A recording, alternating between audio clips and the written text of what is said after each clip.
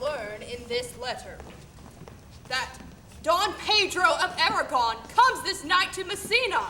He is very near by this. He was not 3 leagues off when I left him.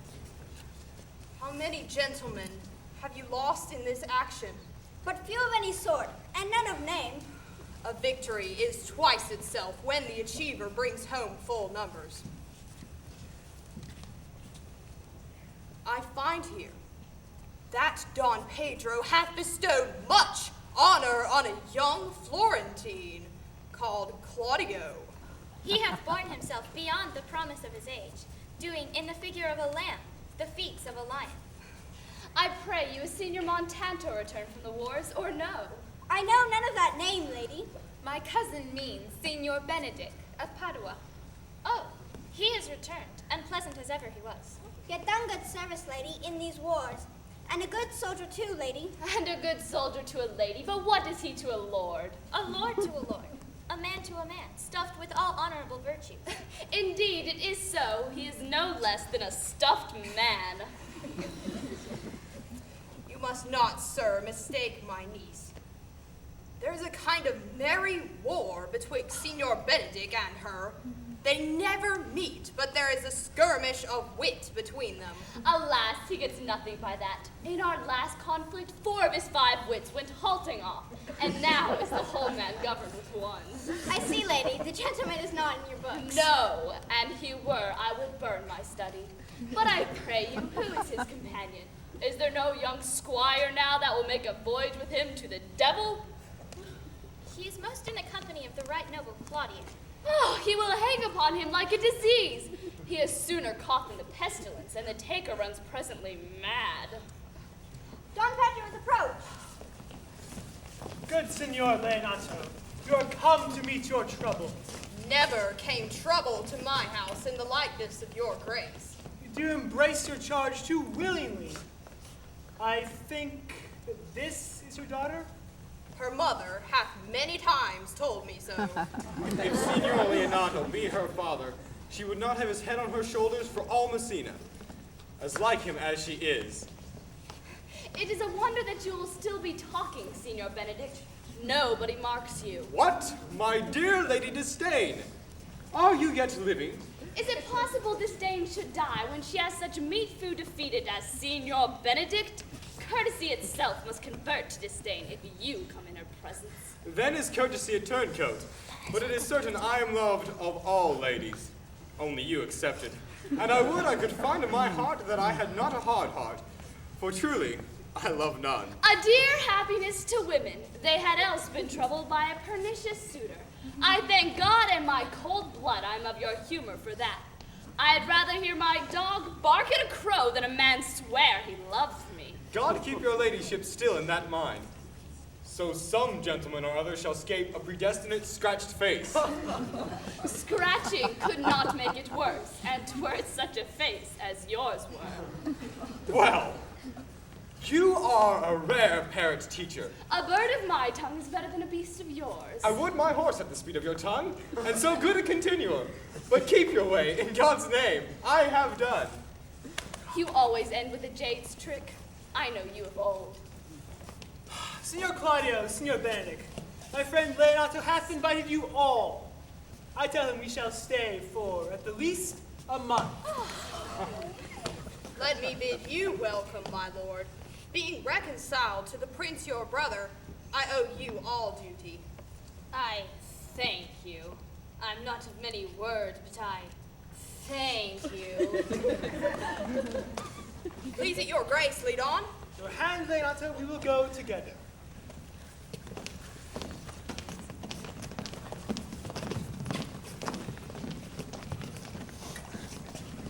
Benedict.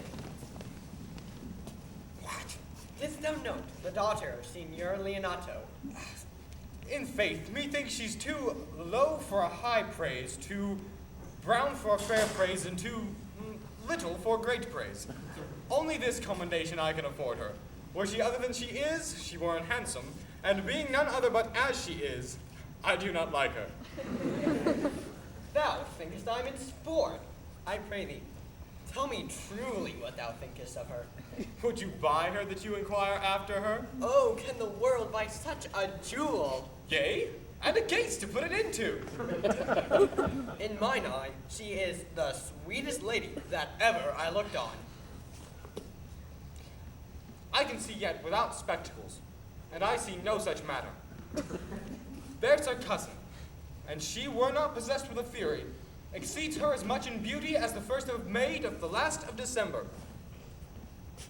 But I hope you have no intent to turn husband. Have you? Oh, I would scarce trust myself, though I had sworn the contrary. If Hero would be my wife, Oh, it's come to this?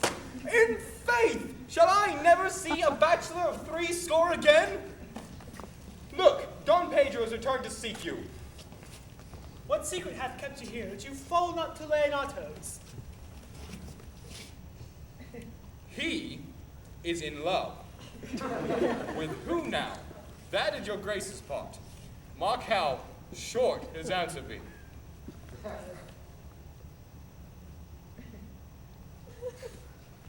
With Hero, Leonato's short daughter. Amen if you love her, for the lady is very well worthy.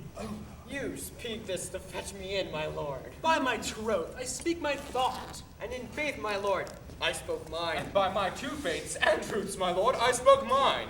That I love her, I feel. That she is worthy, I know. But I neither feel how she should be loved, nor know how she should be worthy, is the opinion that fire cannot melt out of me. I will dine it at the stake. Thou always wast an obstinate heretic in the despite of beauty. I shall see thee, ere I die, look pale with love. With anger, with sickness, or with hunger, my lord, not with love. Well, as time shall try. In time the savage bull doth bear the yoke. Nay, mock not, mock not. Ere you flout old ends any longer, examine your conscience. And so I leave you. My liege, your highness may now do me some good. My love is thine to teach. Teach it, but how? Hath Leonato any son, my lord? None but Hero, she's his only heir. Dost thou affect her, Claudio? Oh, my lord, when you went onward on this end in action, I looked upon her with a soldier's eye, that light, but had a rougher task in hand than to drive liking to the name of love. But now I am returned, and those ward thus have left their places vacant. In their rooms come thronging soft and delicate desires, all prompting me how fair young Hero is, saying I liked her ere I went to wars. Thou wilt be like a lover presently, and tire the hearer with the book of words. If thou dost love, fair Hero, cherish it, and I shall fit thee with the remedy. I know we shall have reveling tonight. I will assume thy part in some disguise, and tell fair Hero that I am Claudio. And thus shall I take her hearing captive, with the force and strong encounter of my amorous tale. And thence to her father will I break. The conclusion is that she shall be thine. Yeah. In practice, let us put it presently.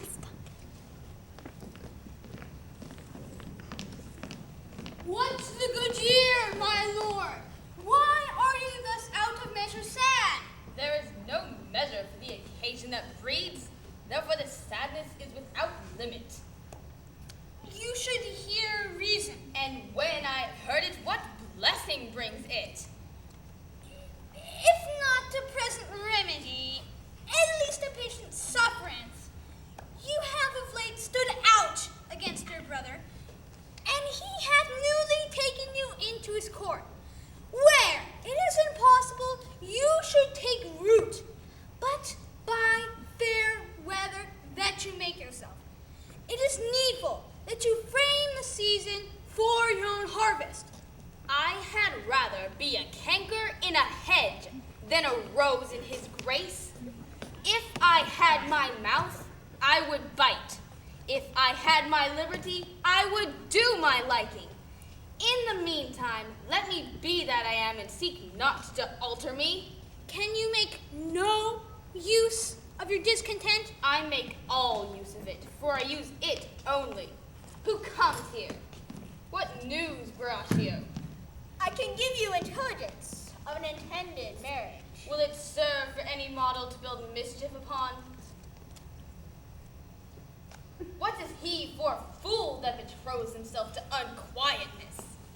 Mary, it's your brother's right hand. Who? The most exquisite Claudio? Even he. A proper squire. And who? Which way looks he? Mary, on Hero, the daughter and heir of Leonato. A very forward march chick. How came you to this? Being entertained for perfumer while I was smoking a musty room. Comes me the prince and Claudio, hand in hand, in sad conference. I went me behind the arras and heard it agreed upon that the prince should woo Hero for himself, and having obtained her, give her to Count Claudio. Come, this may prove food to my displeasure. That young startup hath all the glory of my overthrow. If I can cross him anyway, I bless myself every way. You are both sure and will assist me? To the death, my lord! Then come, let us do the great supper. Their cheer is the greater that I am subdued. Would the cook were of my mind. Shall we go prove what's to be done? We'll wait upon your lordship.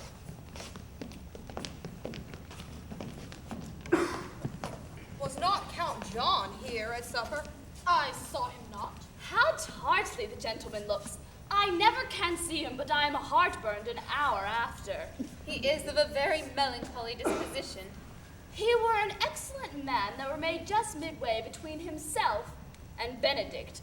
The one is too like an image, and says nothing. The other too like my lady's eldest son, evermore tattling.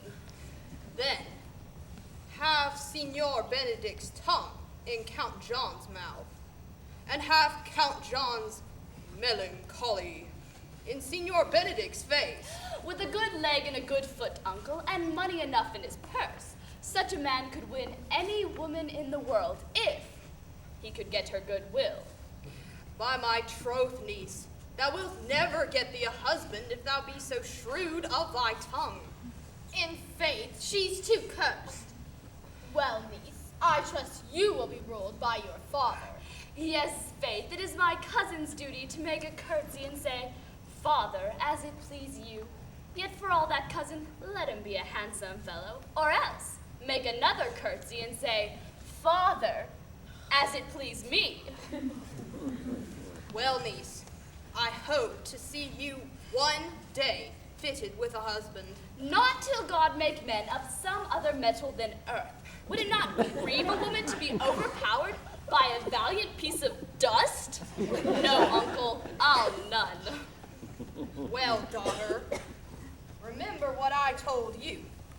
If the prince do solicit you in that kind, you know your answer. The revelers are entering, brother. Make good room.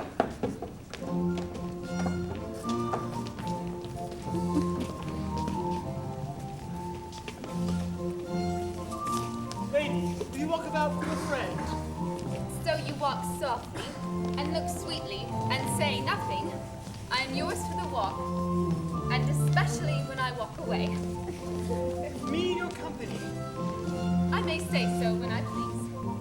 Speak low, if you speak low. Well, I would you did like me. So would not I, for your own sake, for I have many ill qualities. Which is one? I say my prayers aloud. I love you the better. The hearers may cry amen. God match me with a good dancer. Amen. I know you well enough. You are Signor Antonio. At a word, I am not. I know you by the waggling of your head. To tell you true, I counterfeit him.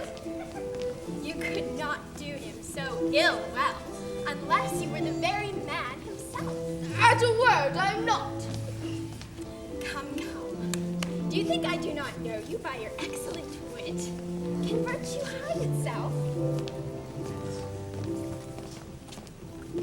Will you not tell me who you are? Not now. Well, it was Signor Benedict that said so. What's he?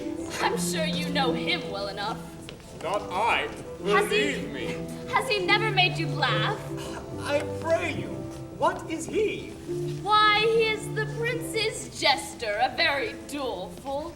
Only his gift is in devising impossible slanders. Only libertines delight in him. When I know the gentleman, I'll tell him what you say. Do. He'll but break a comparison or two on me. We must follow the leaders. In every good thing.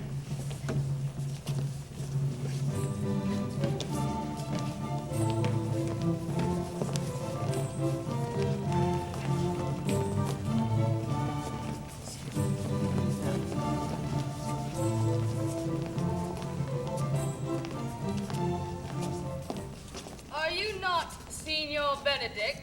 You know me well. I am he. Signor, you are very near to my brother in his love. He is enamored on Hero. I pray you dissuade him from her, for she is no equal for his birth. How know you he loves her? I heard him swear his affections. Oh, so did I too. And he swore he would marry her tonight. Come, let us to the great banquet. Thus answered I in the name of Benedict, but hear these ill news with the ears of Claudio. 'Tis certain so, the prince woos for himself. Friendship is constant in all other things, save in the offices and affairs of love. Farewell, therefore, hero.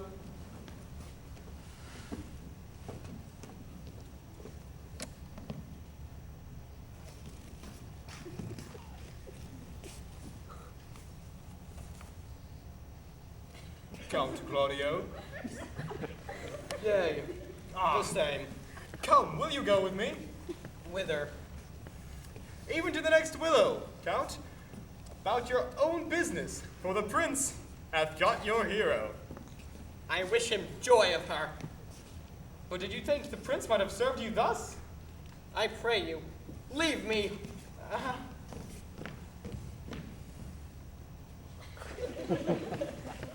Alas, poor hurt fowl. And now will he creep into sedges. But that my lady Beatrice should know me, and not know me. The prince's fool? Ha! Well, I'll be revenged as I may. Lady Beatrice hath a quarrel with you. It seems the gentleman who danced with her hath told her she is much wronged by you. Oh! She misused me past the endurance of a block! She told me, not thinking I had been myself, that I was the prince's jester. She speaks poniards, and every word stabs. Look! Here she comes! Will your grace command me any service to the world's end? I will go on the slightest errand now to the antipodes that you can devise to send me on, rather than hold 3 words conference with this harpy. Have you no employment for me? None but to desire your good company. Oh, here's a dish I love not. I cannot endure my lady tongue. I have brought Count Claudio, whom you sent me to seek. How now, Count? Wherefore art thou sad? Not sad, my lord. What then? Sick? Neither, my lord. The Count is neither sad nor sick, nor merry nor well, but civil, Count. Civil as an orange, and something of that jealous complexion. In faith, lady, I think your blazon to be true. Though if it be so, I'll be sworn his conceit is false. Count Claudio, I have wooed in thy name, and fair heroes won. I have broke with her father, and his goodwill obtained, named the day of marriage, and God give you joy. Count, take of me my daughter, and with her my fortunes. His grace hath made the match, and all grace say amen to it. Speak, Count, 'tis your cue. Silence is the perfectest herald of joy. I were but little happy if I could say how much. Lady, as you are mine, I am yours. Speak, cousin, or if you cannot, stop his mouth with a kiss, and let not him speak neither. Faith, lady, you have a merry heart. Yea, my lord, I thank it, poor fool. It keeps on the windy side of care. My cousin tells him in his ear that he is in her heart. So she doth, cousin. Cousins, God give you joy. By my troth, a pleasant-spirited lady. There is little of the melancholy element in her, my lord. She scorns all suitors? Oh, she mocks all her wooers out of suit.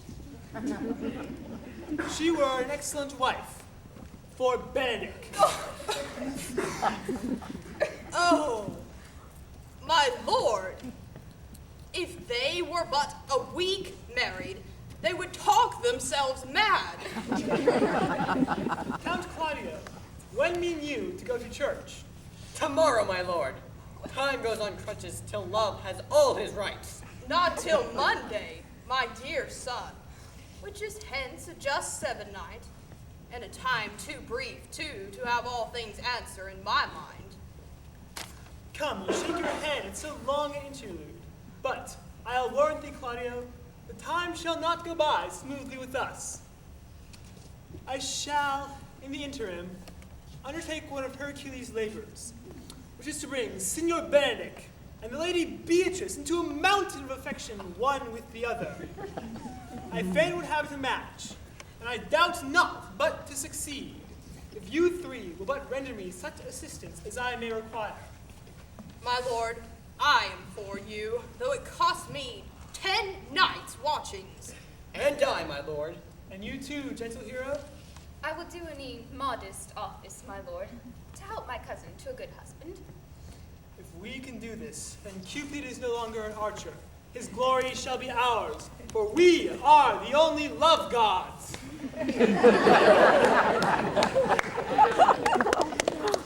Come in with me, and I shall tell you my drift.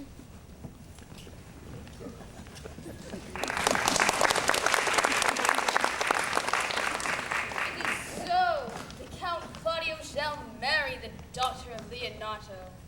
Yea, my lord. But I can cross it. Any bar, any cross, any impediment would be medicinable to me. I am sick in displeasure to him. If I can, how canst thou cross this marriage? Not honestly, my lord, but so covertly that no dishonesty shall appear in me. Tell me briefly how. I think I told your lordship, a year since, how much I am in favor of Margaret, the waiting gentlewoman to Hero. I remember. I can, at any unseasonable instant of the night, appoint her to look out at our lady's chamber window. What life is in that to be the death of this marriage? The poison of that lies in you to temper. Go you to the prince your brother. Spare not to tell him that he has wronged in his honor in marrying the renowned Claudio, whose estimation you do mightily hold up to contaminated stale, such a one as Hero. What proof shall I make of this? Proof enough to misuse the prince, to vex Claudio, to undo Hero, and kill Leonato. Look you for any other issue? Only to despite them, I will endeavor anything. Be you constant in your accusation, and my cunning shall not shame me. I will presently go learn their day of marriage.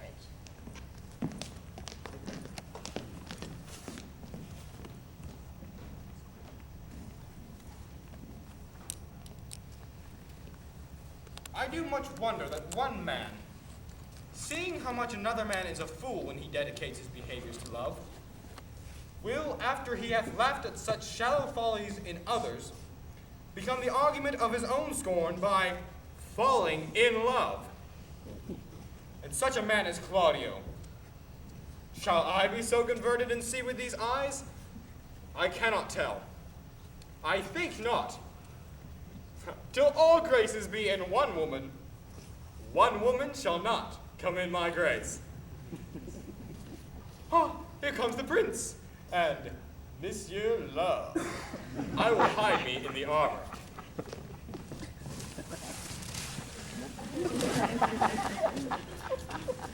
See you where Benedict hath hid himself? Oh, very well, my lord. Come, Balthazar, we will hear that song again. Or if thou wilt hold longer protest, do it in notes. Note this before my notes. There is not a note of mine that's worth the noting. Why, it's the very projects that he speaks. Notes, forsooth, and noting. Now, divine heir, now is his soul ravished. I do much wonder that sheep's guts should hail souls out of men's bodies.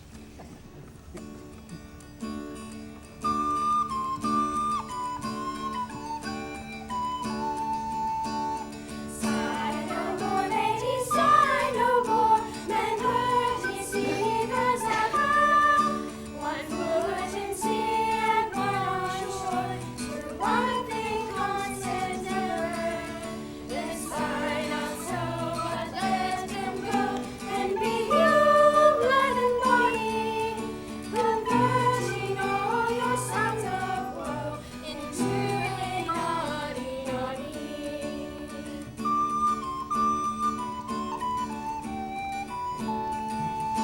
And sign us over, let them go, and be you blood and body, converting all your sons of woe into a naughty, naughty.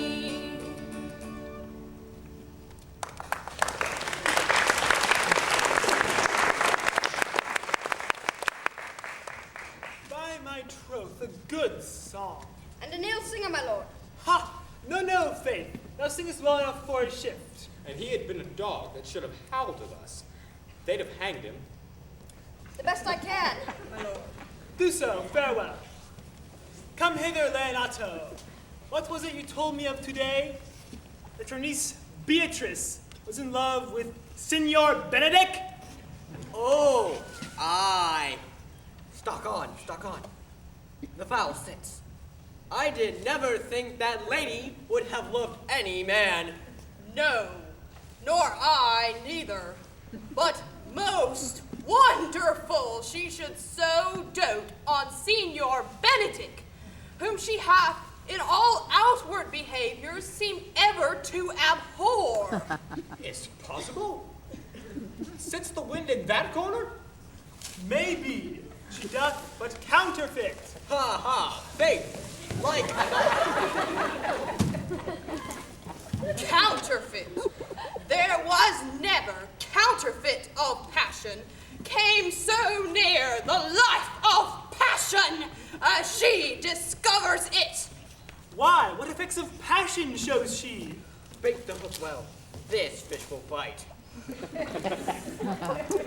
What effects, my lord? You heard my daughter tell you how. I should think this a gull, but that the white-bearded fellow speaks it. Oh, Knavery sure cannot hide itself in such reverence. oh, she did indeed. How, I pray you? He hath taken the infection. Hold it up. Hath she made her affection known to Benedict? No, and swear she never will. That's her torment. Then, down upon her knees she falls, weeps, sobs, tears her hair, beats her heart, prays, curses. Oh, sweet Benedict, God give me patience. She doth indeed. My daughter says so, and the ecstasy hath so much overborne her that my daughter is sometimes afeared she will do a desperate outrage to herself. No!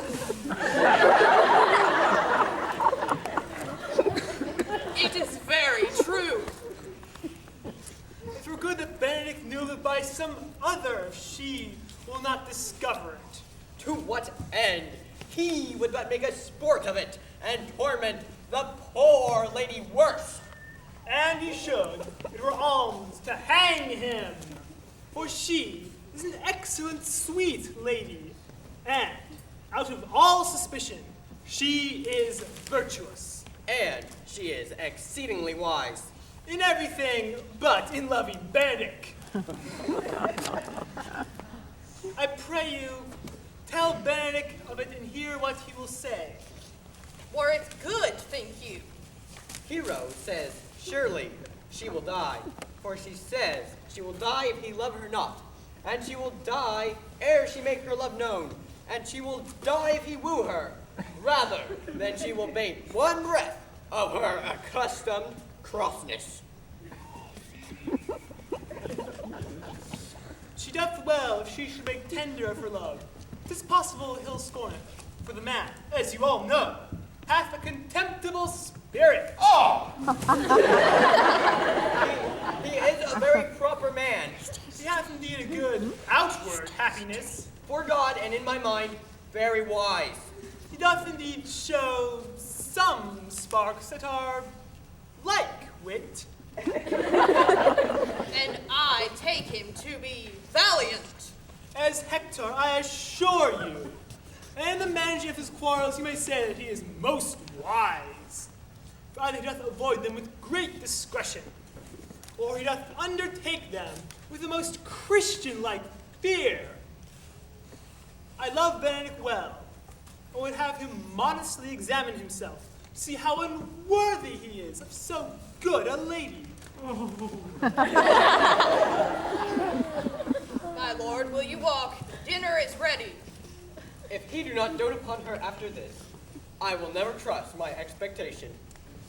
But the same net he spread for her, that your daughter and her gentlewomen must carry. Let us send her in to call him in to dinner.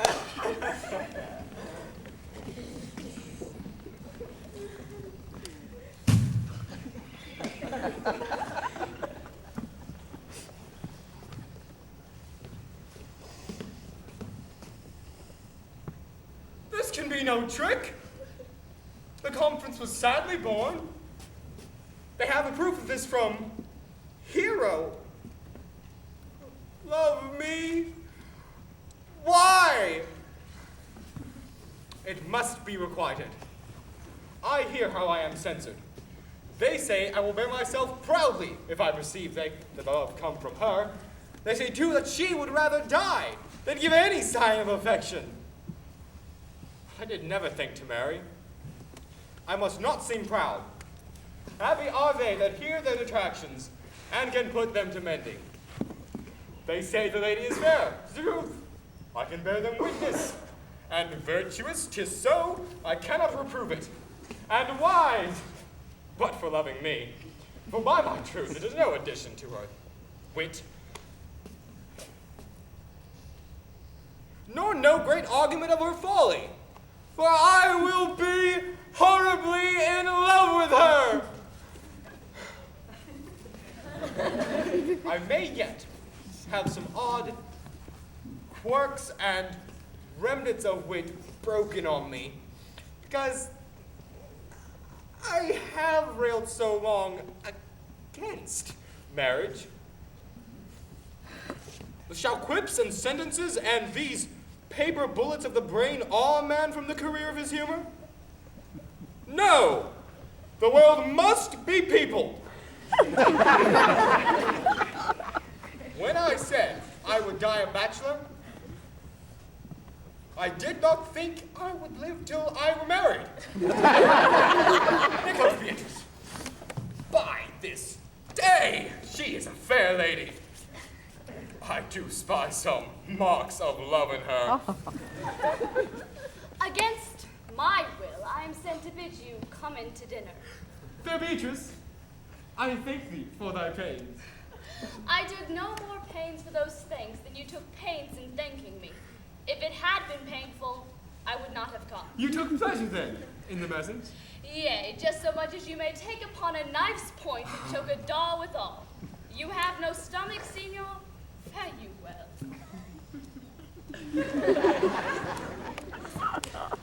Ha! Against my will, I am sent to bid you come into dinner.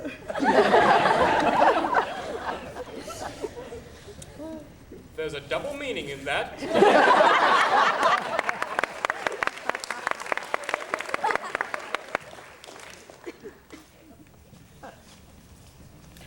Good Margaret, run me to the parlor.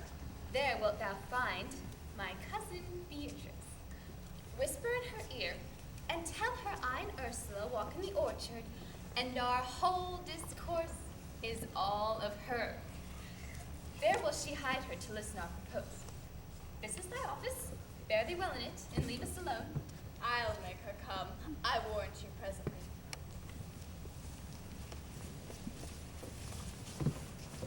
Now, Ursula, when Beatrice doth come, as we do trace this alley up and down, our talk must be only of Benedict.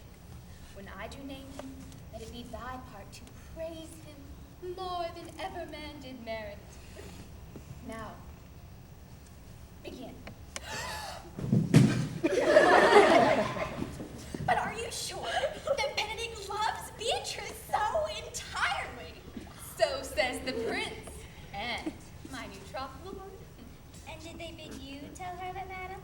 They did entreat me to acquaint her of it, but I persuaded them, if they loved Benedict, to wish him wrestle with affection, and never to let Beatrice know of it. But why did you so? Nature never framed a woman's heart of prouder stuff than of Beatrice. Disdain and scorn ride sparkling in her eyes. She cannot love. Yet, tell her of it. Hear what she will say. No, rather I will go to Benedict and counsel him to fight against his passion. Do not do your cousin such a wrong. She cannot be so without true judgment, having so swift and excellent a wit as she is prized to have, as to refuse so rare a gentleman as Signor Benedict. He is the only man of Italy, always accepted. My dear Claudio, When are you married, madam? why every day, tomorrow. Come, go in. She's lying, I'll warrant you. We have caught her, madame. If it proves so, then loving goes by halves. Some Cupids kill with arrows, some with traps.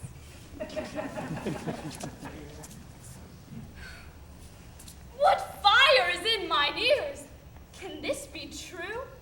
Stand I condemned for pride and scorn so much? Contempt, farewell, and maiden pride adieu. No glory lives behind the backs of such. And Benedict, love on. I will requite thee, taming my wild heart to thy loving hand.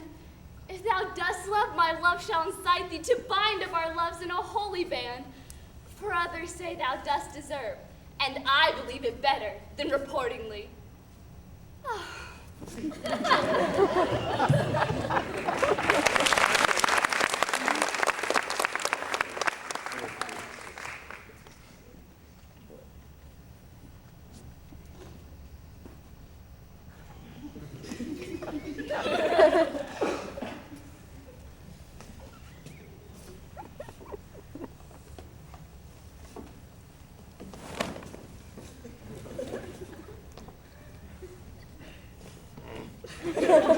Gallants, I am not as I have been.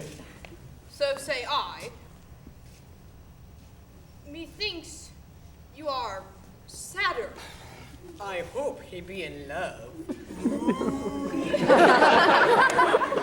Old Signor, walk aside with me. I have studied 8 or 9 wise words to speak to you, which these hobby horses must not hear. For my life, to break with him about Beatrice. 'Tis even so. Hero and Margaret have by this played their part on Beatrice, and then the two bears will not bite one another when they meet. My lord and brother, God save thee. Good den, brother. If your leisure served, I would speak with you. In private. If it pleases you, yet the count may hear, for what I would speak of concerns him. What's the matter? Means you to be married tomorrow? You know he does. I know not that when he knows what I know. If there be any impediment, I pray you discover it. You may think I love you not. Let that appear hereafter, and aim better at me by that I now will manifest. Why? What's the matter? I came hither to tell you, circumstances shortened, for she hath been too long talking of. The lady is disloyal. Who? Hero? If you dare not trust what you see, then confess not that you know. But if you will follow me, I will show you enough. And when you have seen more and heard more, proceed accordingly. If I see anything tonight, why I should not marry her tomorrow. In the congregation where I should wed, there will I shame her. Oh, day untowardly turned. Oh, mischief strangely thwarting. Oh, plague right well prevented. Or so you will say when you have seen the sequel.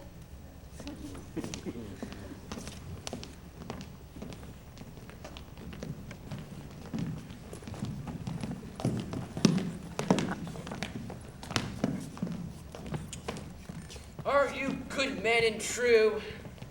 Yea, or else it were pity that they should suffer salvation, body, and soul. Nay, that were a punishment too good for them, if they should have any allegiance in them, being chosen for the Prince's watch. Well, give them their charge, neighbor Dogberry. First, who think you the most deserveth man to be constable? Hugh Oakcake, sir, or George Seacolfer. They can write and read. Come hither, neighbor Seacole. God hath left you with a good name. To be a well-favored man is a gift of fortune, but to write and read comes by nature. Both which, Master Constable. You have! I knew it'd be your answer. Well, for your favor, sir, give God thanks and make no boast of it. And for your writing and reading, let that appear when there's no need of such vanity. You are thought here to be the most senseless and fit man to be constable of the watch. Therefore, bear you the lanthorn. This is your charge. You shall comprehend all background men. You are to bid any man stand in the Prince's name. How, if he will not stand? Why then, take no note of him, but let him go, and presently call the rest of the watch together, and thank God you are rid of a knave.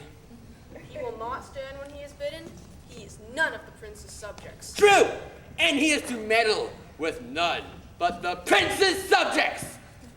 You shall also make no noise in the streets, for the watch to babble and to talk is most tolerable and not to be endured. We will rather sleep than talk. We know it belongs to a watch. Why, you speak like an ancient and most quiet watchman, for I cannot see how sleeping should offend. Well, you are to call at all the alehouses and bid those that are drunk, get them to bed. How, if they will not? Why then, leave them alone till they are sober. If they make you not the better answer, you may say that they are not the men you took them for. Well, sir, If you be a thief, you may, by virtue of your office, suspect him to be no true man. And for such kind of men, the less you meddle or make with him, why, the more is for your honesty. But if we know him to be a thief, should we not lay hands on him? Truly, by your office you may, but I believe those that touch pitch shall be defiled. The most peaceable way, if you do take a thief, is to let him show himself what he is and steal out of your company. You've been always called a merciful man, partner. Truly, I would not hang a dog by my will. Much more a man with any honesty in him. Well, masters, good night. If there be any matter of weight, chances, call up me. Keep your fellows' counsels and your own. And good night. Come, neighbor.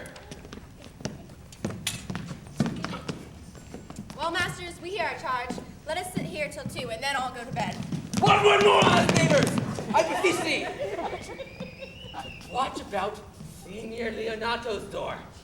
For the wedding, being there tomorrow, there's a great coil there tonight. Adieu! Be vigilant! I beseech thee.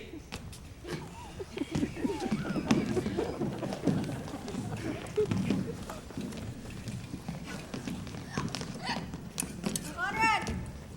Peace, stern eye. Conrad, I say! Here, man! I'm at thy elbow.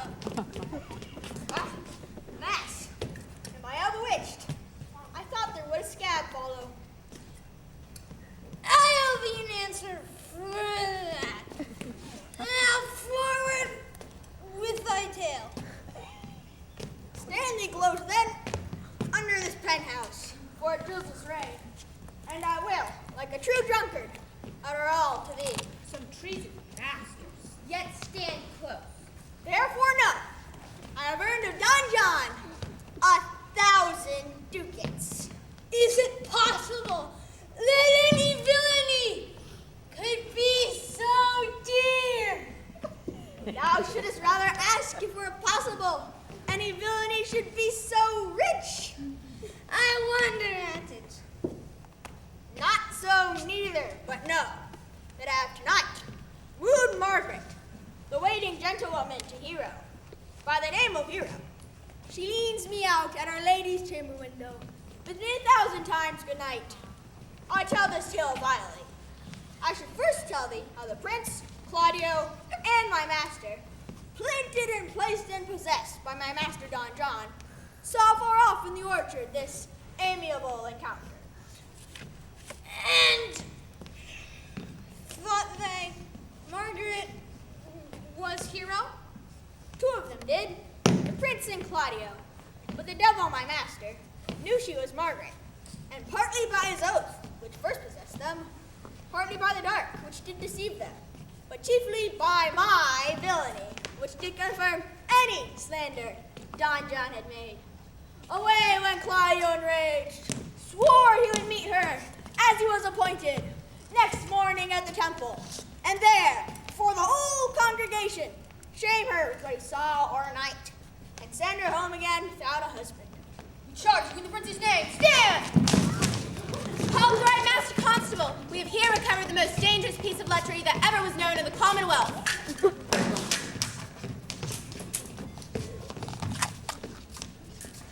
We are like to prove a goodly commodity, being taken off both these men's bills. The commodity in question. I warrant you. Come, we'll obey you.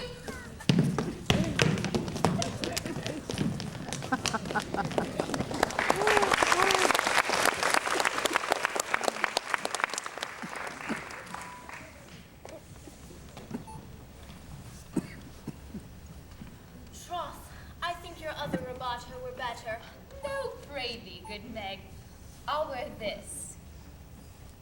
Good morrow, coz. Good morrow, sweet hero. How now? You speak in the sick tune. I am out of all other tunes, methinks. Get you some of this distilled Cardus Benedictus and lay it to your heart. It is the only thing for a qualm. There thou prickest her with a thistle. Benedictus? Why Benedictus? You have some moral in this Benedictus? Moral? No, by my troth, I have no moral meaning. I meant plain holy thistle. I am not such a fool to think that you are in love, or that you will be in love, or that you can be in love? Yet Benedict was such another, yet has he become a man. He swore he would never marry, and yet now, in despite of his heart, he eats his meat without grudging. And how you may be converted, I know not. But methinks you look with your eyes as other women do. What pace is this that thy tongue keeps? Not a false gallop. Madam, withdraw. The prince, the count, Signor Benedict, Don John, and all the gallants of the town are come to fetch you to church. Help me to dress, good Cuz, good May, good Ursula.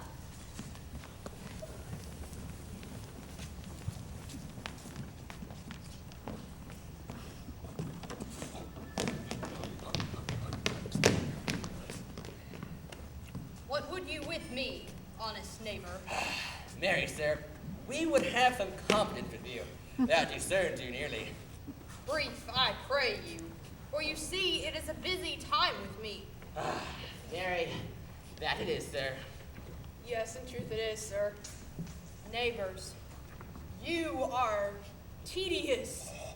It pleases your worship to say so, but we are the four dukes, officers. But truly, for in my own part, if I were as tedious as a king, I would find it in my heart to bestow it all on your worship. All thy tediousness on me. Oh.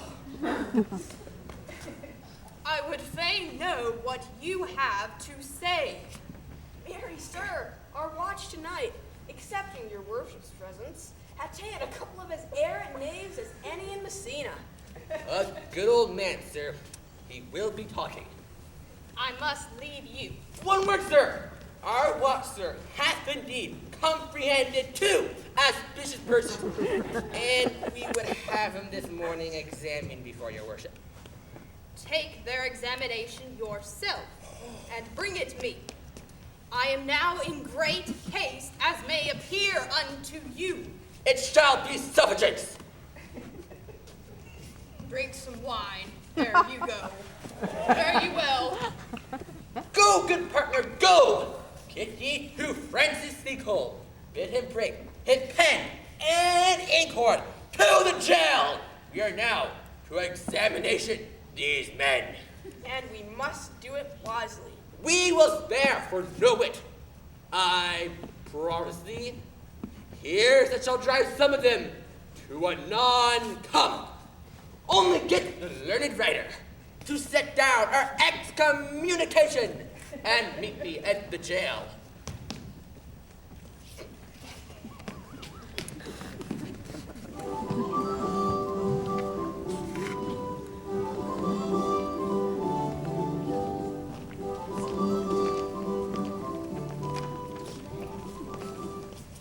Come, Prior Francis.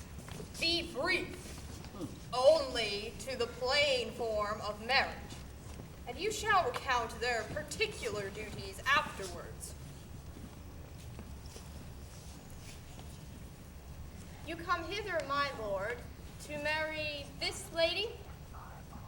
No.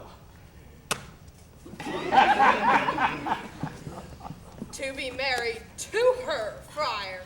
You come to marry her. You come hither, lady, to be married to this count? I do. If either of you know any inward impediment, why you should not be conjoined, I charge you upon your souls to utter it. Know you any, hero? None, my lord. Know you any, count? I dare make his answer. None. Oh, what men dare do, what men may do, what men daily do, not knowing what they do. How now? Interjections? Why then some be of laughing as, ah-ha, he. Stand thee by, friar, father, by thy leave. There, Leonato, take her back again. Give not this rotten orange to your friend. What do you mean, my lord? Not to be married. not to knit my soul to an approved wanton.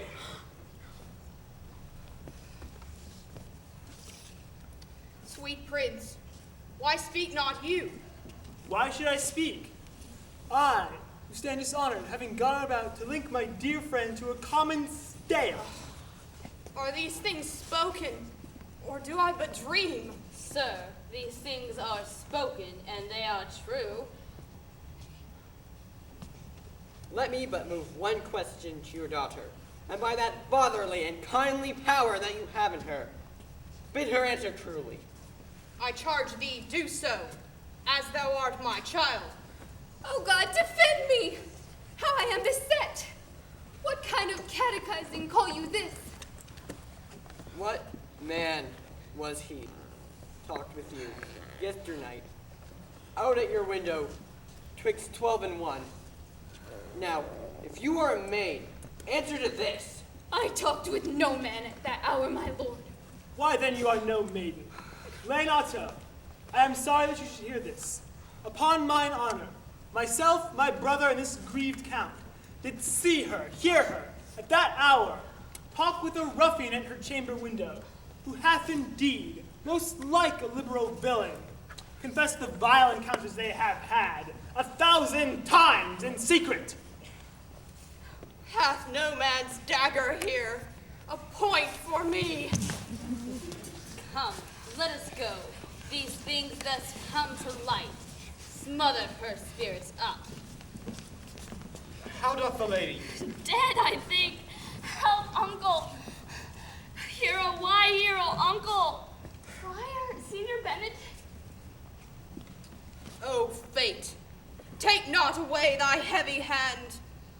Death is the fairest cover for her shames that may be wished for. How now, cousin Hero?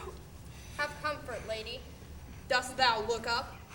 Yea, wherefore should she not? Wherefore? Why, doth not every earthly thing cry shame upon her? Do not live, hero. No. Do not ope thine eyes. Grieved I had but one. Oh, one too much by thee. Why had I one? Why ever wast thou lovely in mine eyes? But mine, and mine I loved, and mine I praised, mine that I was proud on, and mine so much that I myself was to myself not mine, valuing of her. Why, she is fallen into a pit of ink.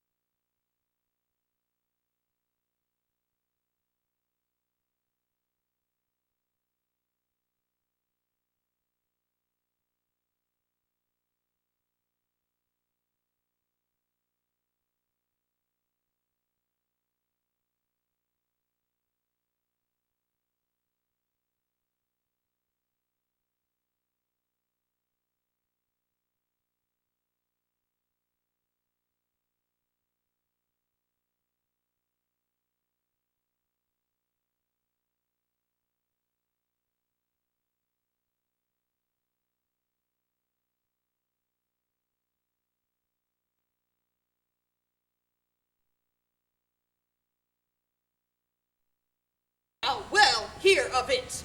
Pause a while, and let my counsel sway you in this case. Your daughter here the prince is left for dead. Let her a while be secretly kept in, and publish it that she is dead indeed.